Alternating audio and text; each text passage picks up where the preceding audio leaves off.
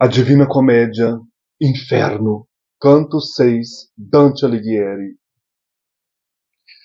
Quando recuperei meus sentidos que eu havia perdido, na minha compaixão pelos dois cunhados e amantes, cuja tristeza havia virado minha cabeça. Novos tormentos e novos sofredores eu vi ao meu redor, por todos os lados, para onde quer que eu voltasse o meu olhar. Estou no terceiro círculo, castigado pela chuva pesada, gélida, eterna e maldita, que cai sem parar, com a mesma medida e força. Muito granizo e água suja misturada com neve são borrifados pelo tenebroso ar, e essa tempestade encharca o solo e a lama fede. O selvagem Cérbero, o monstro sombrio de 3 gargantas, uivando como um cão, comanda as pessoas que estão ali presas. Seus olhos são vermelhos e sua barba é negra e cebosa. Enorme a barriga e garras brotam de seus dedos, onde as sombras são esquartejadas de maneira cruel. Chicoteadas pela chuva como cães, elas uivam e gritam, e tentam se proteger em vão de qualquer maneira, e numa fila interminável, os miseráveis vão e voltam. Quando fomos vistos por Cérbero, o grande verme, ele abriu suas bocas e mostrou todas as suas presas, enquanto seu corpo todo estremecia. Meu guia, cauteloso, estendeu suas mãos, encheu seus 2 punhos com terra e atirou para dentro daquelas goelas vorazes. Então, mordaz, faminto, a terra ele engoliu e se aquietou como cão quando mastiga a carne e, ao se ocupar com seu osso, esquece tudo ao redor. Assim deixamos com seus 3 focinhos imundos o demônio Cérbero, gritando com a multidão de espíritos, até eles desejarem que tivessem nascido surdos. Nós caminhávamos pisando nesses espectros, que eram molestados pelas penosas chuvas, eram aparências de corpos que um dia foram pessoas. Todos deitados no chão se confundiam com a lama, exceto um deles, que se sentou ereto com rapidez logo que nos avistou ao passarmos perto dele. Ó tu que és conduzido através deste inferno, se puderes, ele me perguntou, me reconheça, pois foste feito antes que eu fosse desfeito.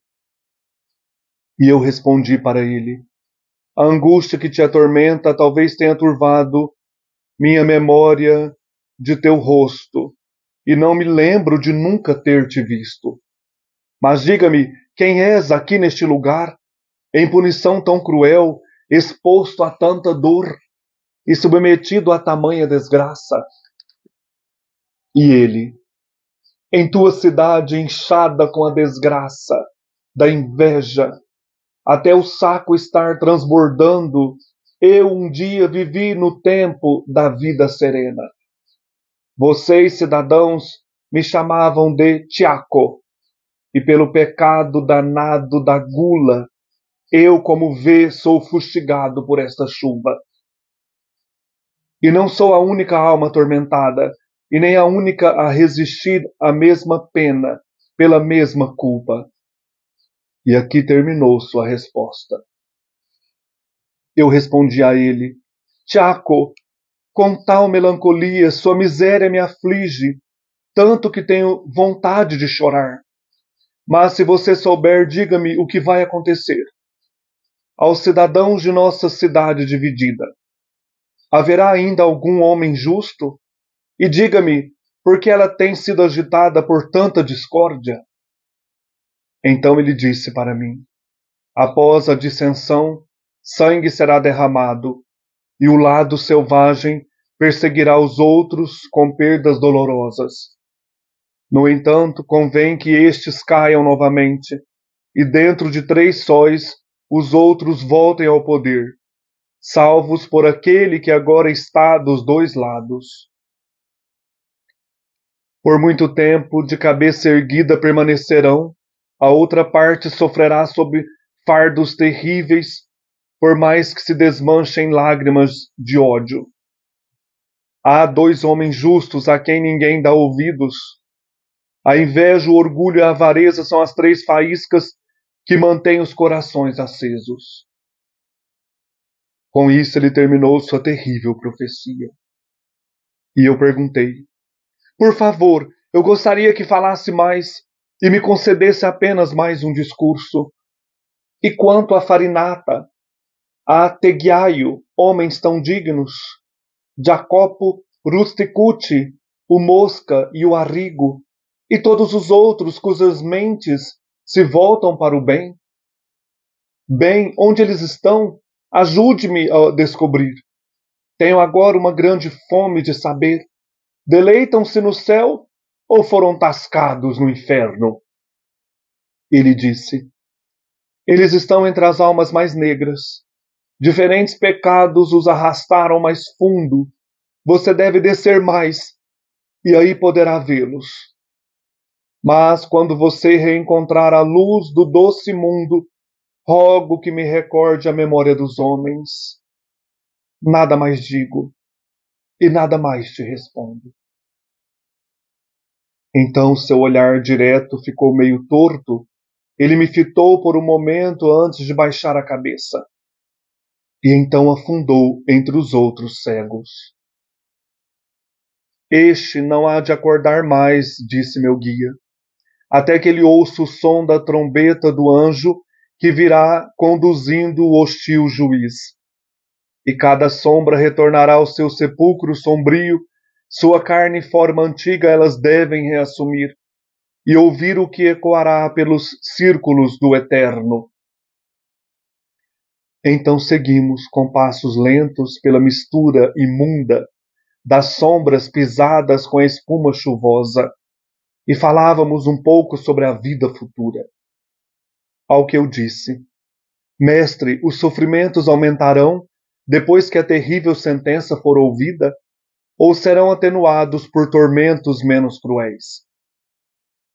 Lembre-se de sua ciência, foi sua palavra, que diz: conforme as coisas ficam mais perfeitas, elas são estremecidas por maior prazer ou sofrimento.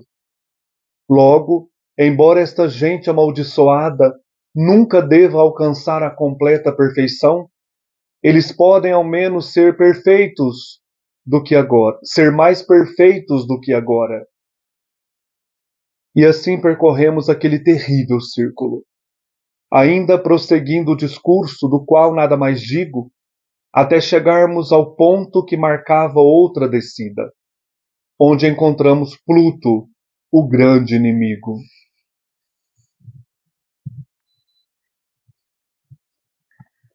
Hoje, então, nós estamos caminhando com os dois poetas no terceiro círculo, o círculo dos gulosos. Como eu tenho aqui o mapa, né, do inferno, nós já percorremos a antecâmara do inferno, o limbo, o segundo círculo dos luxuriosos. Encontramos Francesca da Rimini e Paolo Malatesta aqui, no primeiro círculo dos incontinentes e no segundo círculo do inferno. Agora vamos para o terceiro círculo, esse que eu colori de azul, o círculo dos gulosos. Aí vou pregar o Dante e o Virgílio aqui, olha. Círculo dos gulosos, terceiro círculo do inferno e segundo círculo dos incontinentes. É o círculo terceiro da gula, dos gulosos. Aqui nós então começamos a observar que as almas que estão aqui não conseguiram conter o apetite. Comeram, né, como a gente fala, até explodir. E agora rastejam na lama do vômito, misturados com essa chuva que os assola constantemente. São dilacerados por Cérbero, um cão terrível com 3 bocas famintas, que os esquartejam e lançam na lama. E lá eles são assolados, então, por este granizo, chuva, tempestade. E aqui eu tenho uma gravura do Cérbero, o cão de 3 bocas, né, de 3 cabeças com essas goelas vorazes. Uma outra gravura também é um ser mitológico, como Caronte, colocado lá na antecâmara, atravessando o rio Aqueronte, como Minos, que nós vimos também, aquele rei de Creta, né, que julgava as pessoas com muita justiça, e agora aqui no inferno ele também enrolando essa cauda em torno aí do corpo, ele mostra qual círculo a pessoa deve ir. Ele está lá nos luxuriosos. E agora esse Cérbero, este cão terrível, está aqui, né, neste círculo, colocado aí por Dante Alighieri. Antes de continuar a mostrar o Cérbero, eu quero ver a introdução aqui com vocês rapidinho, que são os 3 primeiros versos. Olha, quando recuperei meus sentidos, que eu havia perdido na minha compaixão pelos 2 cunhados e amantes, que é o final do canto 5, o Dante cai, né, como um corpo morto, ele diz. Ele diz, depois de ouvir a Francesca contando como eles foram mortos pelo irmão do Paolo, e assim como um corpo morto cai, eu caí no chão. Dante, pá, desmaia, né? Então, ao recuperar os sentidos que ele havia perdido, ele acorda aí no terceiro círculo. Ele foi transportado do segundo para o terceiro círculo no meio desse desmaio. Quando recuperei meus sentidos, que eu havia perdido, novos tormentos e novos sofredores eu vi ao meu redor. Então ele vai abrir os olhos aí no terceiro círculo. Por todos os lados, onde quer que eu voltasse o olhar, eu via gente sofrendo. É o cenário aí, o primeiro momento, né? Estou no terceiro círculo. Dante situa você, leitor, também, né? Junto com ele e com Virgílio. É um círculo castigado pela chuva pesada, gélida, eterna e maldita, que cai sem parar, com a mesma medida e força. O cenário desse terceiro círculo é terrível. Chuva, lama, granizo, neve, água suja. Muito granizo e água suja misturada com neve são borrifados pelo tenebroso ar. E essa tempestade encharca o solo e a lama fede. Então a lama é a mistura dessas almas dilaceradas pelo Cérbero. É o cenário do terceiro círculo grandioso colocado por Dante. Eu vou pegar aqui a minha Divina Comédia da Itatiaia para mostrar. O Gustavo Doré fez a imagem do Cérbero, né? Aqui está melhor para a gente ver, olha. Esse cão está aqui, ó, meio apagado, mas dá para ver o Cérbero. E daí eles vão encontrar esse monstro mitológico guardando aí esse recinto do terceiro círculo, né? Eles estão ali, neste lugar terrível, e esse monstro é o guardião do mundo subterrâneo, nesse cão de 3 cabeças.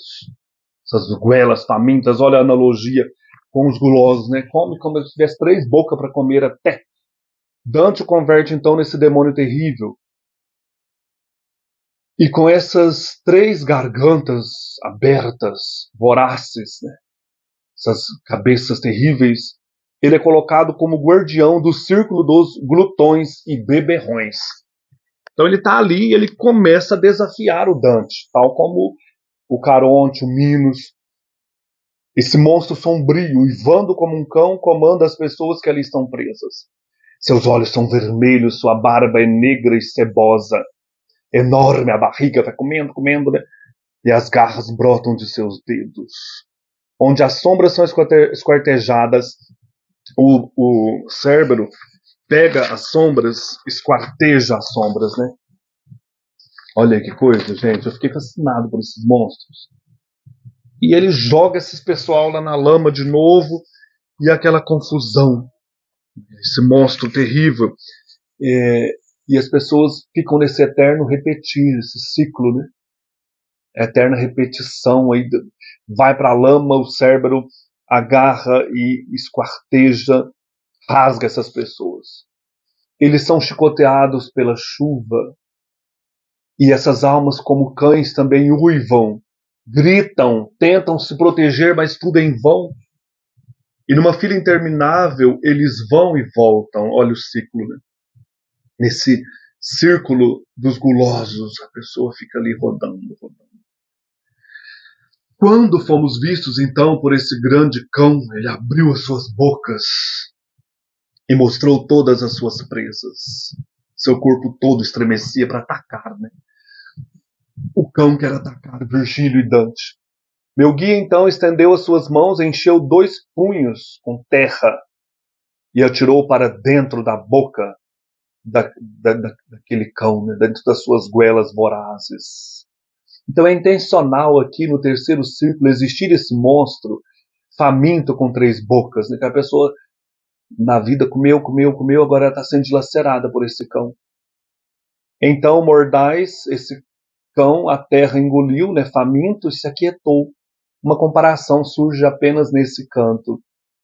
Como o cão, quando mastiga a carne, ao se ocupar então com o seu osso, esquece tudo ao redor. Ele contentou esse cérebro com terra, né? Jogou nas bocas aí terra.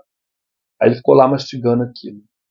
Então esse é o segundo momento, o encontro com este cão terrível. Assim deixamos com seus 3 focinhos imundos esse demônio cérebro gritando com a multidão de espíritos. Olha, isso aqui é uma comédia mesmo aqui, olha. Até que eles desejassem que tivessem nascido surdos. Ele grita tanto, esse cão, na cabeça desse povo, né, nos ouvidos, que eles queriam ter nascido surdos. Tem um toque aqui de humor, leve, mas tem, né? Aí nós temos o terceiro momento.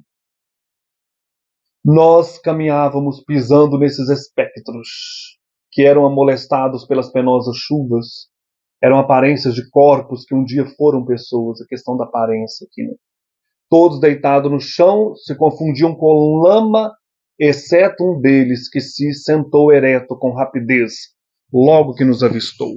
Então nós temos um que se levanta, e aqui o Gustavo Doré fez a imagem dele, né? Ele se levantou e começou a conversar. É o primeiro florentino que o Dante coloca aqui no inferno, é o Tiaco. O apelido dele, né, é considerado um porco de tanto comer. Né? Viveu uma vida aí regada com banquetes, vinhos.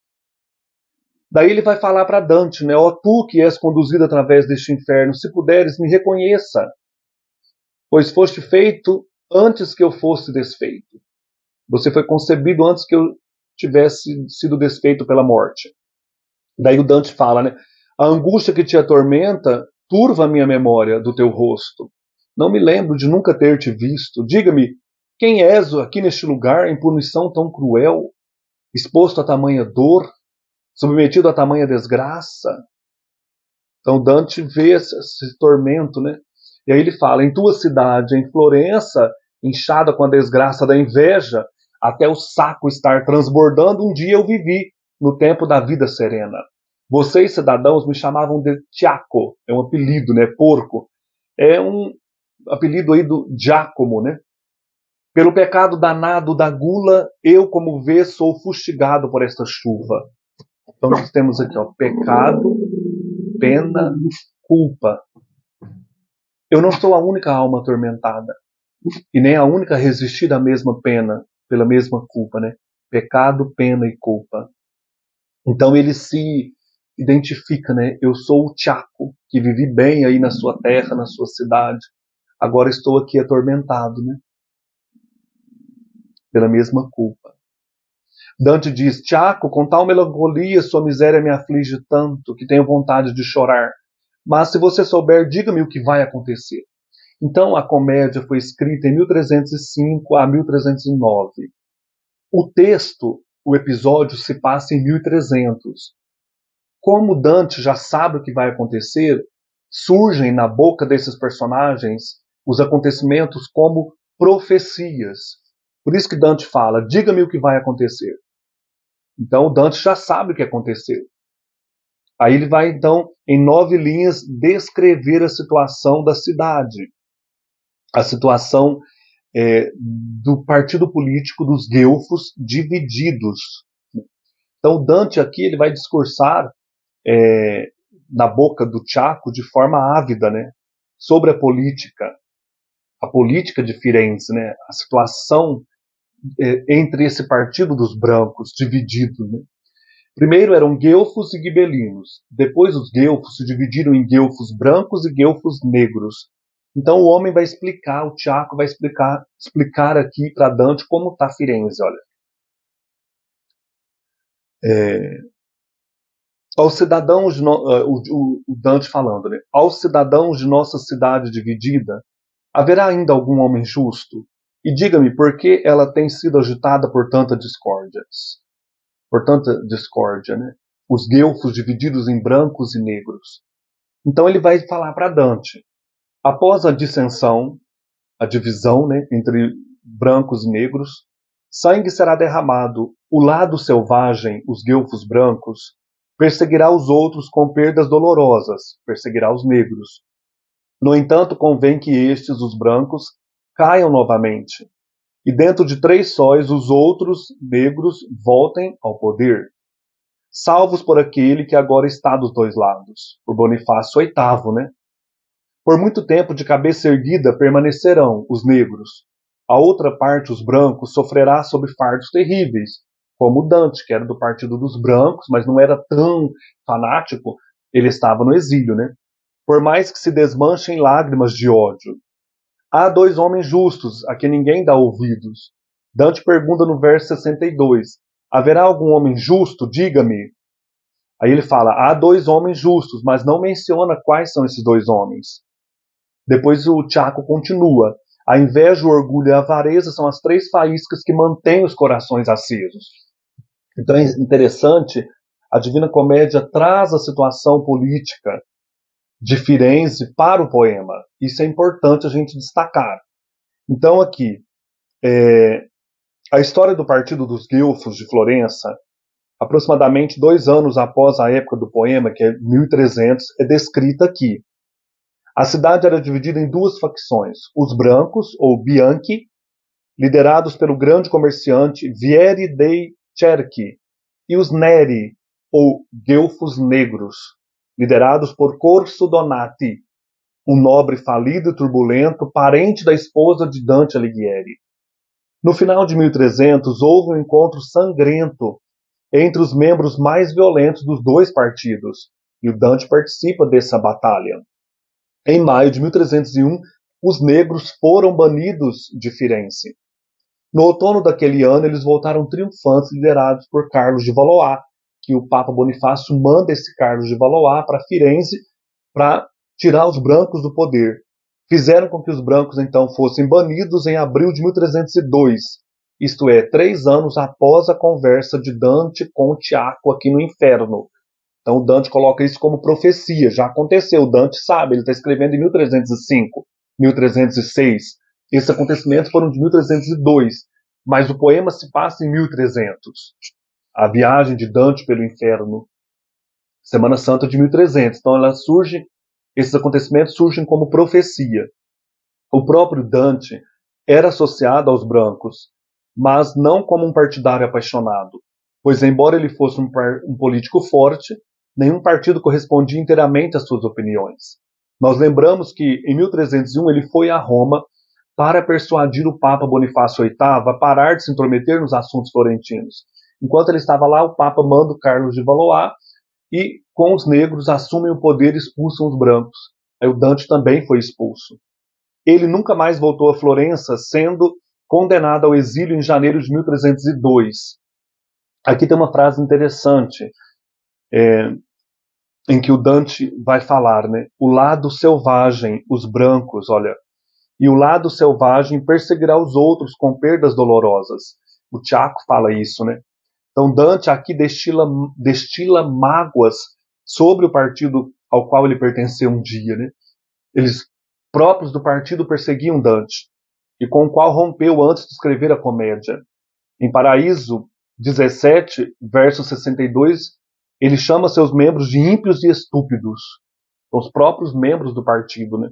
Então essa divisão política tem que ser vista pelo leitor, compreender que o partido de Dante se dividiu em brancos e negros. O Dante era dos brancos, foi expulso de Firenze, ele estava lá em Roma, né, recebeu o recado que estava exilado e nunca mais retornou a Roma, a Firenze. Nunca mais retornou. Então o Tiago fala dessa situação aqui, né? O Papa Bonifácio, olha, salvos por aquele que agora está dos dois lados, né? Os negros foram salvos por ele. Papa Bonifácio, grande desafeto de Dante, que será mencionado muitas vezes no inferno. Dante detestava esse Papa, né? Com isso, então, o Tiago termina sua terrível profecia. E o Dante pergunta, né? Por favor, eu gostaria que falasse mais, me concedesse mais um discurso. Aí ele fala de algumas pessoas distintas de Firenze, né? E quanto a Farinata e Tegiaio, homens tão dignos, Jacopo Rusticucci, o Mosca e o Arrigo, e todos os outros cujas mentes se voltam para o bem.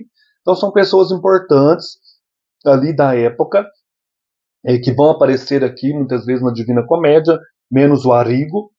Podemos supor que todos esses distintos florentinos eram anfitriões de Tiago, né? Comiam lá na casa do Tiago. Bem, onde eles estão? Pergunta Dante, né? Ajude-me a descobrir. Tenho agora uma grande fome de saber. Eles deleitam-se no céu ou foram tascados no inferno? Aí o Tiago diz, eles estão entre as almas mais negras. Diferentes pecados os arrastaram mais fundo. Você deve descer mais, e aí poderá vê-los. Eles estão lá, nos quintos, né? Estão mais para baixo ainda. Mas quando você reencontrar a luz do doce mundo, rogo que me recorde a memória dos homens. Nada mais digo e nada mais te respondo. Aí o Tiago pede, né? No inferno tem muitos pedidos desse para Dante, né? As sombras no purgatório pedem que seus amigos na terra ofereçam orações para sua rápida purificação e libertação. As do inferno pedem aqui que os do mundo não se esqueçam deles. Então Tiago diz, rogo que me recorde a memória dos homens, para que eles não esqueçam de mim lá na terra, mas eles não vão sair do inferno, né? O único alívio possível para os espíritos condenados no inferno aí é saber que ainda não foram esquecidos no doce mundo. Então ele fala, peça para que eles não esqueçam de mim. E daí ele diz, nada mais te digo, nada mais te respondo. E o Dante destaca o olhar do Tiago, né? O seu olhar direto ficou meio torto, e ele me fitou por um momento antes de baixar a cabeça, e então afundou entre os outros cegos. Voltou para a lama, né? Voltou para aquela situação terrível ali no meio daquela chuva. E aí temos um quarto momento. O terceiro seria então esse do Tiago, falando com Dante sobre a situação política de Firenze, e Dante perguntando por alguns companheiros lá de Firenze, homens importantes. O quarto momento é sobre o juízo final. Então o Virgílio vai dizer, este não há de acordar mais, até que ele ouça o som da trombeta do anjo, que virá conduzindo o hostil juiz, e cada sombra retornará ao seu sepulcro sombrio, sua carne e forma antiga elas devem reassumir, Aristóteles aqui, né? E ouvir o que ecoará pelos círculos do eterno. Então a sentença final contra eles deve ecoar em seus ouvidos por toda a eternidade. Então eles vão ouvir aí a trombeta do juízo. Aí o Virgílio está falando, eles vão ficar aqui até o juízo final. Então seguimos com passos lentos pela mistura imunda das sombras pisadas com espuma chuvosa. E falávamos um pouco sobre a vida futura. Então, a vida depois do juízo final. Então, eles estavam conversando sobre o Apocalipse, sobre a segunda vinda de Jesus, como será depois da vinda de Cristo. Ao que eu disse, mestre, os sofrimentos aumentarão depois que a terrível sentença for ouvida? Ou serão atenuados por tormentos menos cruéis? Que serão deles que estão aqui no inferno depois da vinda de Cristo? Então Virgílio vai dizer, lembre-se de sua ciência, que diz, conforme as coisas ficam mais perfeitas, elas são estremecidas por maior prazer ao sofrimento. Então Virgílio comenta a obra Convívio de Dante. Lá Dante diz, na obra Convívio, citando Aristóteles, tratado 4, capítulo 16. Tudo fica mais perfeito quando atinge e cumpre por completo suas próprias funções. E então é mais perfeito de acordo com sua natureza. Portanto, pode-se dizer que o círculo é perfeito quando é verdadeiramente um círculo. Então, elas atingem a perfeição, cumpre por completo suas próprias funções, elas ficam mais perfeitas, atingem plenamente a perfeição. Então, aqui elas vão sofrer mesmo aqui, ó. Elas são estremecidas por maior prazer ou sofrimento. Estão no inferno, vão sofrer mais ainda. Estão no céu, vão entrar mais na beatitude, na felicidade.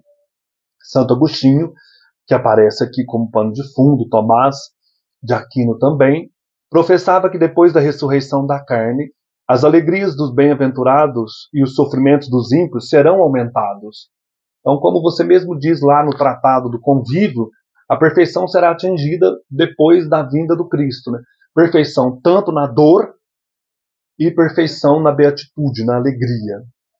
Logo, continua Virgílio, embora esta gente amaldiçoada nunca deva alcançar a completa perfeição, eles podem ao menos ser mais perfeitos do que agora, perfeitos na dor. Então, de acordo com Tomás de Aquino, a alma sem corpo carece de perfeição, projetada pela natureza. Tem tudo aqui no fundo, né? Agostinho, Tomás de Aquino. Aqui nós lembramos daquele verso lá do canto 3, versículo 9. Lasciate ogni speranza voi che entrate, que está lá no portal dos infernos. O Virgílio diz, nunca deva alcançar a completa perfeição. Então, volta ao tema da irreversibilidade da condenação ao inferno. Eles vão continuar aqui eternamente, né? Não vão atingir a plena perfeição. E a conclusão. E assim percorremos aquele terrível círculo, ainda prosseguindo o discurso do qual nada mais digo, até chegarmos ao ponto que marcava outra descida, onde encontramos Pluto, o grande inimigo. E aí termina o canto, né? Então eles vão atingir o ponto, a descida para o círculo dos avarentos e pródigos. E a deixa para o próximo canto, né? Onde encontramos Pluto, o grande inimigo. Aí o leitor fica, né? Quem é esse Pluto? Este terceiro círculo dos gulosos parece uma garganta de lama escancarada, que revolve os condenados como se estivessem num grande estômago, regurgitados pelo excesso da comida. É um canto também impressionante e como que o Dante já coloca nessa figura do Tiaco bem destacada para a gente, o primeiro florentino aí no inferno. E a figura do Cérbero também impressionante, este cão, né, de 3 goelas aí, devorando os mortos, né, e vomitando na lama.